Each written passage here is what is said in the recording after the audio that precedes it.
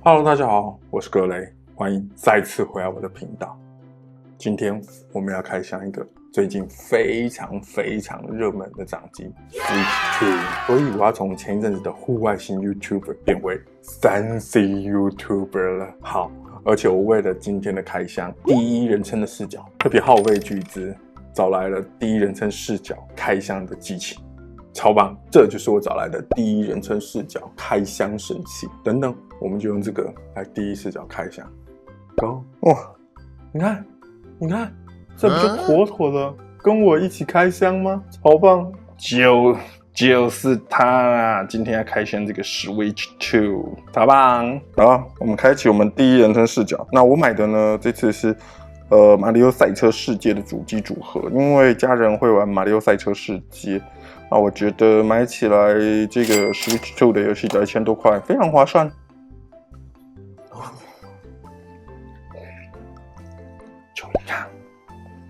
Joy-Con 二代，看来我不需要用剪刀跟小刀了，应该不用。接着来看看我们的Switch 2主机本体啦，好像真的是变大蛮多的。然后我们还有这样打开里面还有这个马里奥赛车世界，我记得我们这个台湾公司货应该是实体包，然后还有有没有？这里有写这条线材是不错的 ，Ultra High Speed 的线材，我觉得还不错。然后还有两个这个 Joy-Con 的手环，对，还有第二代的这个组合手把，变压器是一定要有的耶，变压器跟线材都有。接着这个是这应该是基座。好，我们先把它快速的都清空一下。看起来这次 Switch 2做的还不错，基本上你都不需要拿一些特殊的工具来做开箱，就可以直接开了。我觉得这样的设计其实是好的设计，其实大家都应该往这个方向迈进啊！哇，这个吸住的感觉真棒啊，好棒！给大家看一下 Switch 2，全黑，很漂亮，挺好的。好，我们最后来确认一下里面总共有的东西啊。本体的话大概就是有一个这边 Switch 2的一个组合手把，然后 Docket 跟 Switch 2本体，然后本体有两个 Joy-Con， 然后这里有马里奥赛车世界，因为我是同捆包，这个充电线跟变压器，然后还有一个 HDMI 跟两个手环，大概就是这样子。说实话，一如往常就是这么的精简啊，多了大概就是多的这个马里奥赛车世界，还不错。好，那如果只是开箱这个，我相信大家还是觉得缺了点东西。那我们这一次呢，特别情商初代 Switch， 那个真的是初代，那时候很早之前第一批初代的时候，那时候是在香港的时候就买的。那我们拿初代的来跟这一代的 Switch 2做一个比较，看看这个尺寸，因为我觉得性能，说实话，这个算是不同时代的产品，我们就不做性能的比较，因为没什么好比的。那没关系，我们就比一下尺寸，因为我相信很多家长也在犹豫到底要不要给小孩买第二代的Switch。那我觉得比较一下它尺寸，让你感受一下，如果外带出去的话是怎么样子，然后握持感是怎么样子，整个尺寸大小我们比拼一下吧。这里就是我们初代 Switch 啦，那我们把它直接平放在桌上来对比一下。有一段蛮大的落差哦，我觉得光萤幕就有差蛮大的比例的。这个我觉得这个应该蛮明显的，光萤幕就有蛮大的比例。那这里呢，我看一下哦，大概有宽度大概有差了3公分到3.5公分左右，那大概是差了1.5到2公分，所以你整个握持的握持感，我相信一定会有差距。那我现在握的下，因为我本身手是蛮大的，所以我觉得就还行吧。接着我来握握看手，这个在我的手掌的厚实感跟饱足感是，因为我的手掌是蛮大的，大家可以看一下我的手掌是蛮大的，所以我觉得整个在手的握持跟饱足感，其实我觉得相对是好很多的，就是比较握起来比较扎实，就跟你握大滑鼠跟握小滑鼠，有的人通常手不是那么大的话，那可能比较适合握小滑鼠啊。像我手很大，我基本上都一定要握到最大的滑鼠，才会比较轻松一点，符合我的人体工学啦，这么说好了。所以我觉得 Switch 2比较适合我一点。但是我要说的是，重量也明显增加蛮多的。如果你长时间要使用的话，可能我觉得手会是有点重的感觉。好，那我们接着来试试看它内件的这个组合的手把齁。这个都是内件送的那种组合手把齁，我也没有特别的去买什么东西，有的我会跟大家讲。我想看哦，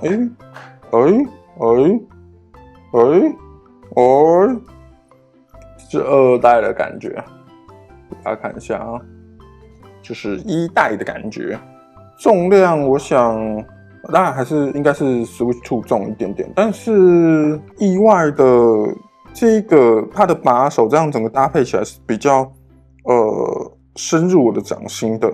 反而这个是因为可能这里的设计不是一个整个圆形椭圆的，这里是有一个半弧的，所以反而我觉得它这里是比较为了要磁吸这样下去的话，变成比较它这个有点半圆的边缘是抵到我的掌心，不是那么的舒适。就是怎么讲呢？还行吧。如果以组合的手把来讲的话，我觉得 Switch 1的感觉会比 Switch 2好哦，这还蛮令人我意外的。到这边是 Switch 2的开箱，但是我这一次不只买了一个 Switch 2，我还买了 Switch 2 Pro 的手把，所以我们来开箱一下 Switch 2 Pro 的手把。因为有一件很重要的事跟大家分享一下， Switch 1的 Pro 手把是不可以做对 Switch 2做唤醒这个动作，其他功能都正常，就是不能唤醒。那我觉得不能唤醒对我来说，老实说，我之前买过一些其他副厂的手把，也最后都是卡在不能唤醒这一点，让我觉得有点不是那么的好用。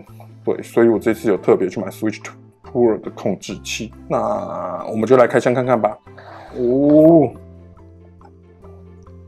一样啊，里面还是有给你一个控制线只不过这年头给的控制线还是 A to C 的，有点让人家难过伤心。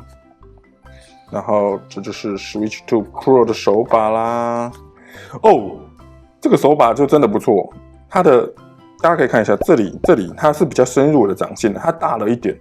然后这次除了它能够唤醒之外，我还有特别为了它这2个可编程的备件，所以我蛮喜欢这2个备件。然后它本身是那种比较磨砂的触感，之前是比较丝滑一点，这里好像似乎有一点磨砂感还不错我蛮喜欢的。我们拿一下 Switch 1的来做一下对比好了。这是 Switch 1跟 Switch 2的，那其实放在一起，说实话，大小惊讶的事情发生了。以切齐状况的话，我很意外我真的很意外哦。你看在这里，我放一个尺在这里给大家看 ，Switch 2的手把，现在可能因为视角的关系，所以看起来好像 Switch 2的手把比较大。实际上 Switch 2的 Pro 手把是小于 Switch 1的 Pro 手把，在宽度的方面。那在长度的方面的话，基本上不分轩轾大部分差不多。然后整个握持质感的话，Switch 1就是比塑胶感稍微重一点点这里也是会有一些止滑颗粒。然后 Switch 2是直接变成磨砂感，应该也是有相当程度的止滑功能。然后确实啦，多了一个 C 键，其他基本上功能都是一样的，就是它在可以唤醒，还有可编程的备件。最后，我刚刚忘记做一件很重要的事情，我们来看一下这个 Switch 2的 Docket 现在有多了哪些功能键呢？Type C 孔，然后 HDMI out 孔跟一个 RJ45 的 LAN 孔。这点真的是要讲一下，它这边居然还是给 USB-A， 可能是为了，其实我对现在给 USB-A 这个插孔有点不太理解，但仔细想一想，我个人认为任天堂是好意。怎么说好意呢？因为他希望能够跟 Switch 1的一些旧时代的产品做一个，不要产生太多电子垃圾啦，就是让你Switch 1的产品也可以继续使用。所以你说这个时候很难我觉得是还行至少它让你可以用 Switch 1的一些产品，所以它要把 USB-A 的插孔让你可以直接无痛的使用过去 Switch 1买的一些产品跟线材，还行好，到这里基本上我们都开箱完毕了。这次主要是在做一个机构的对比，毕竟你在比较的时候不只是比性能，你也会比一下机构的大小嘛。机构大小有时候就是皮囊有时候也是影响一个人会不会想买的一个关键点。好，接着我会跟大家分享一下有几个很重要的一些设定，等等我会开机，然后并且找出几个比较重要的设定跟大家讲一下，记得要去设定。特别是现在很容易中招的 VL 按键，我也会跟大家讲在哪里去做一个测试。测试完之后，我才会去贴保护贴，继续测试。好，我们现在跟大家分享一下几个你一开始拿到 Switch 应该要做的一些软体的确认跟设定哦。第一个，在控制器的周边，它有一个往下拉，你可以看到一个检查输入装置的运作。对，检查按键，这里就是要去测试你的L 跟 R 跟 ZL 跟 ZR 哈。哦，可以贴膜了，看起来我的 ZL、ZR 都没有什么问题哦。那接着我们来再找一下这里，可以在睡眠的时候看到有一个睡眠时是否维持有线网络的连接，这个请把它关掉，因为很多时候在睡眠的时候，最近看到很多网络上有人说这个设定会导致于你，即便在休眠的时候，主机也会有一点蛮热的状况，那这个是可以关掉的。然后还有一个这个。我觉得是不错的，像我比较常在家玩 Switch 2，那所以我基本上我会让我的电池健康度高一点，所以它在主机电池充电约90%停止。然后我找一下，还有一个对，在显示器里面有一个HDR 输出，这个打开绝对没有问题。但是下面这个我会建议 HDR 输出仅限对应的软体开启，避免有些时候你的萤幕会有一些整个灰白的状况，所以我会仅限对应软体开启。